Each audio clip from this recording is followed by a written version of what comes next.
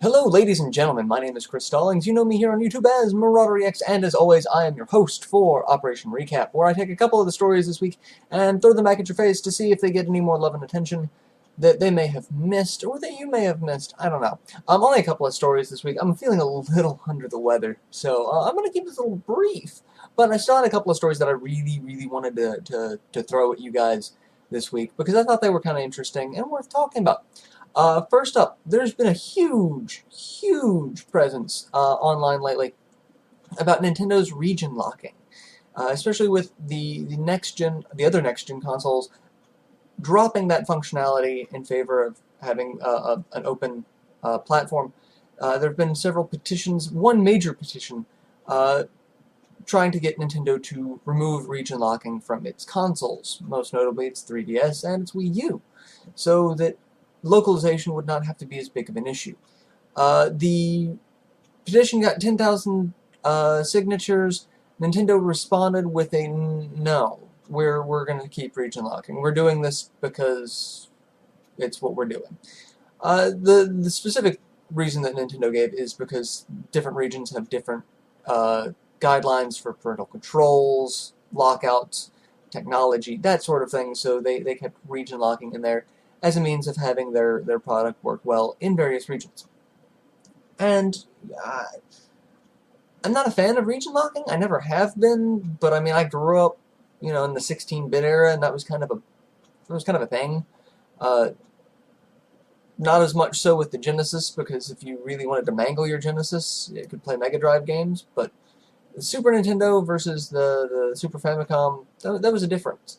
So, I mean, region locking's kind of always been a thing for me, but I do have to say with the PS3, I'm ecstatic for it because I'm able to get some games for it that I never would have been able to get otherwise. PS3, like Record Agrest War, was the first one was only released in the UK on the PS3. Otherwise, it was only here in the US on the 360. So, if you wanted all three games on the same system, you had to import, which is what I did. I got Agrest War on the PS3 so that I can eventually have all three of them on the same system and not have to worry about juggling systems. And that's kind of a thing. I'm kind of interested in that.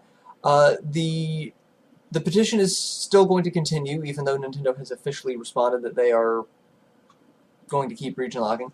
There is still a very active fan movement in getting region locking removed, and I do wish them the best. I don't like region locking, but I can't fault Nintendo for it as a business practice. I mean, it's been a thing for a while. It's just now starting to not be a thing. So I can understand, especially Nintendo, who has had major reluctance joining, the modern era when it comes to gaming.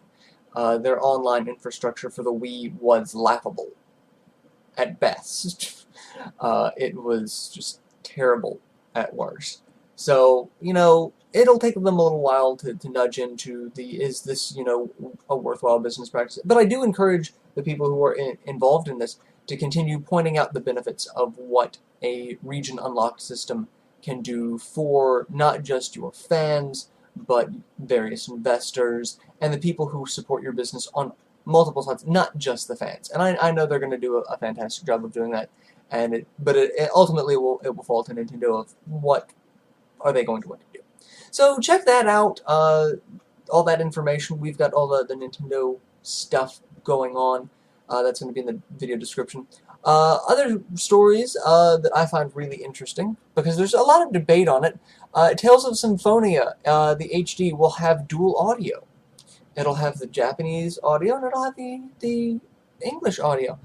Now, this is a huge topic for people. I've seen people say that they will boycott games if it doesn't have dual audio, or if it only has one or the other.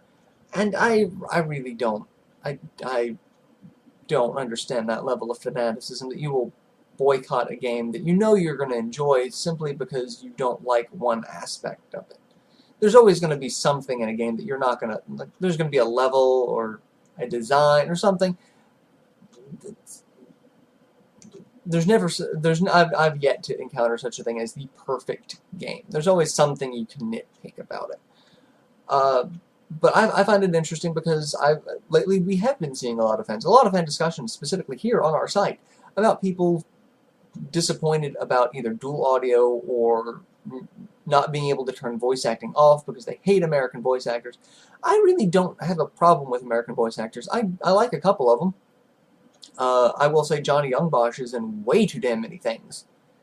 I hear his voice everywhere. It haunts me like a specter. But I'm really impressed that they're going to do the dual audio. I personally loved the English voice acting for Tales of Symphonia simply because Lloyd Irving was Robin from the original Teen Titans. And still Teen Titans Go because they got all the same voice actors for that. But it was that Robin, and I found that entertaining because I always imagined him yelling to Genus that, you know, he was really Beast Boy or something. Like he was gonna slip up and just start calling, you know, other characters in Symphonia by, you know, Teen Titans names or something. I thought that was going to be kind of entertaining. But I liked the English voice acting. I thought it was fairly well done because I've heard worse. I mean, everyone's heard worse. And especially growing up watching 90s anime, I've heard a lot worse for voice acting. But I do understand some people who are very purists, especially people who play it in Japanese first, and they get more. Part of it is you get an attachment to your first impression of it, and if that first impression is the original Japanese audio, you're going to prefer that over the voice because you get used to that voice. But HD Tales of Symphonia dual audio, which one? That's going to be your question for today as well, viewers, because I'm very curious about this.